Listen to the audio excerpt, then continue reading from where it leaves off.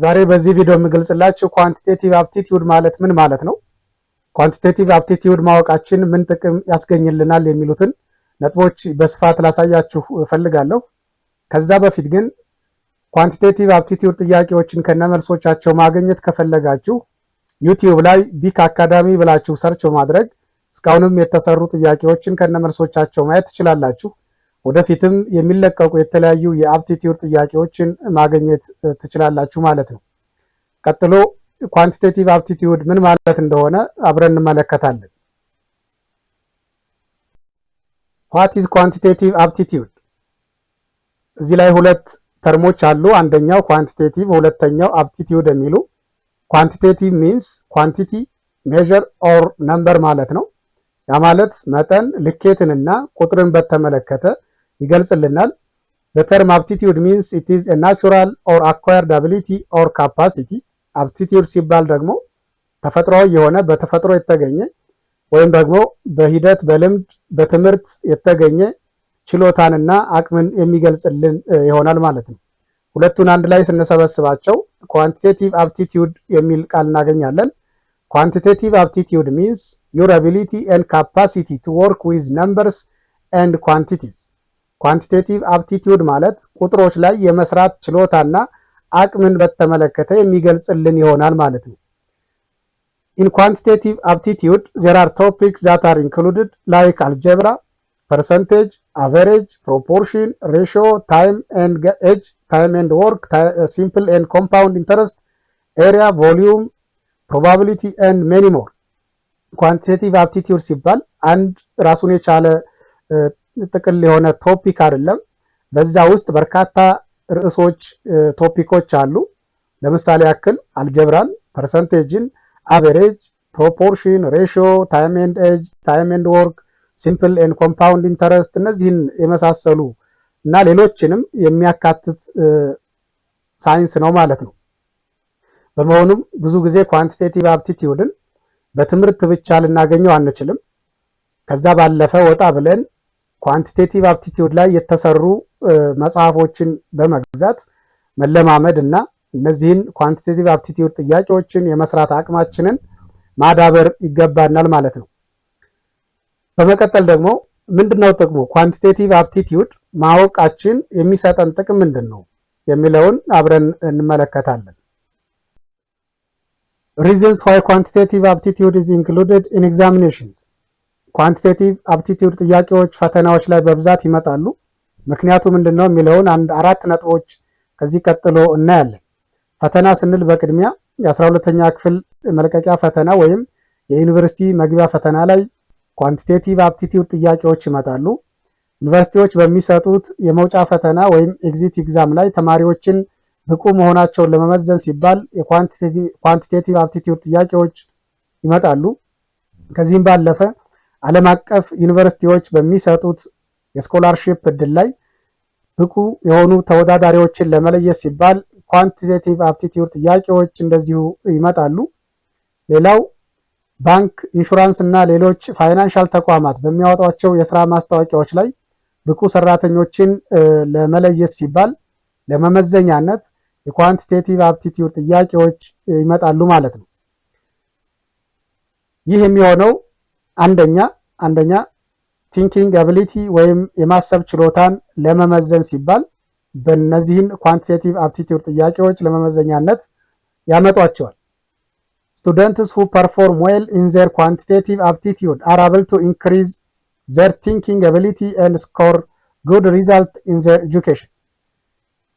በኳንቲቴቲቭ አፕቲቲዩድ ላይ የተሻለ መስራት የሚችሉ ተማሪዎች የማሰብ ችሎታቸው እንዲጨምር ያደርጋል።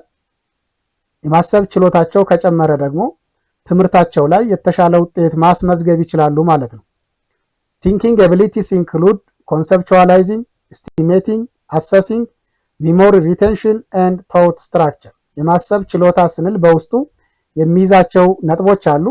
አንደኛው ኮንሰፕቹዋላይዚንግ ሐሳብ የማመንጨትና ያንን ሐሳብ የመግለጽ አቅም፣ ኤስቲሜቲንግ የመተንበይ አቅም፣ አሰሲንግ የመገምገም አቅም፣ ሜሞሪ ሪቴንሽን የማስታወስ ችሎታ ወይም የማስታወስ አቅም፣ ቶት ስትራክቸር ሐሳብ የማዋቀር አቅምን የተመለከቱ ነገሮችን በሙሉ በዚህ በቲንኪንግ አቢሊቲ ስር የሚካተቱ ነጥቦች ናቸው። ክሪቲካል ቲንኪንግ አቢሊቲስ ኢኔብል ዩ ቱ ኮምፕረሄንድ ኤንድ ኢቫሉዌት አ ሲቹዌሽን ቤዝድ ኦን ኦል ሪሌቫንት ፋክትስ ኤንድ ኢንፎርሜሽን።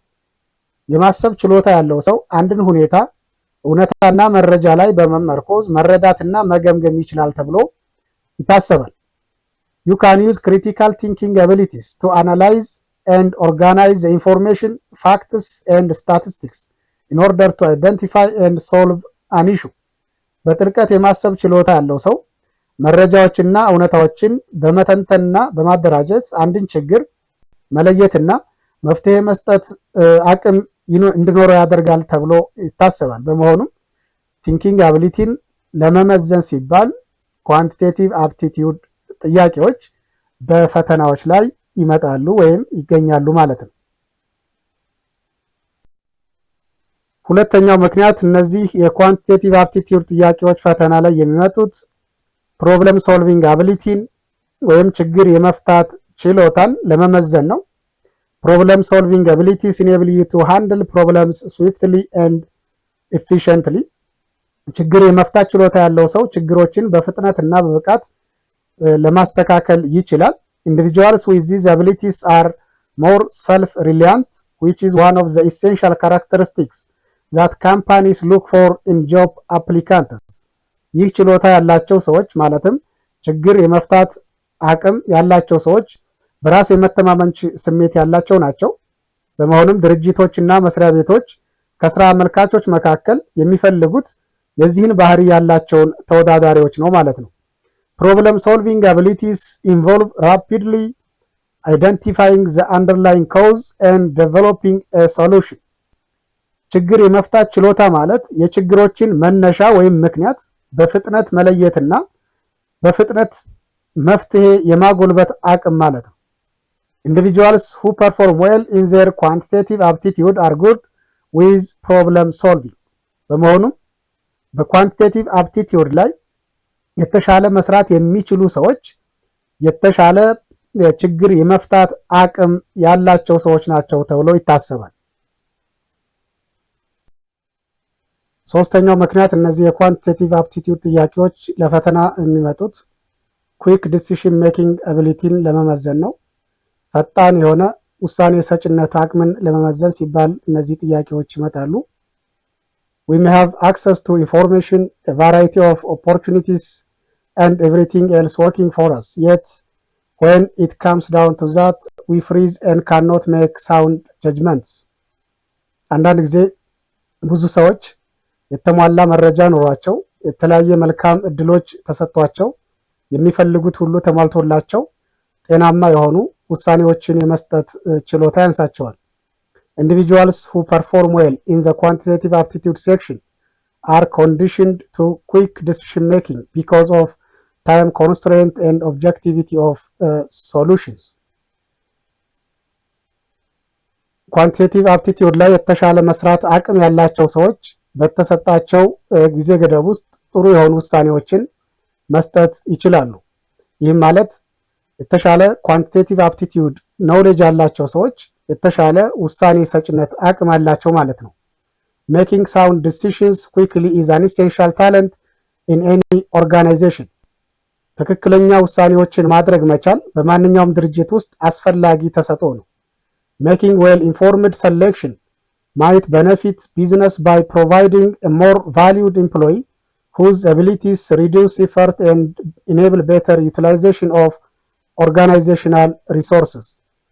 በመረጃ የተደገፈ ብቁ ሰራተኛ መረጣ ማድረግ በመቻል አላግባብ የሆነ ልፋትን የሚያስቀሩና የድርጅቱን ሀብት በአግባቡ ጥቅም ላይ የሚያውሉ ከፍ ያሉ ዋጋ ያላቸውን ሰራተኞች ማግኘት ያስችላል ማለት ነው።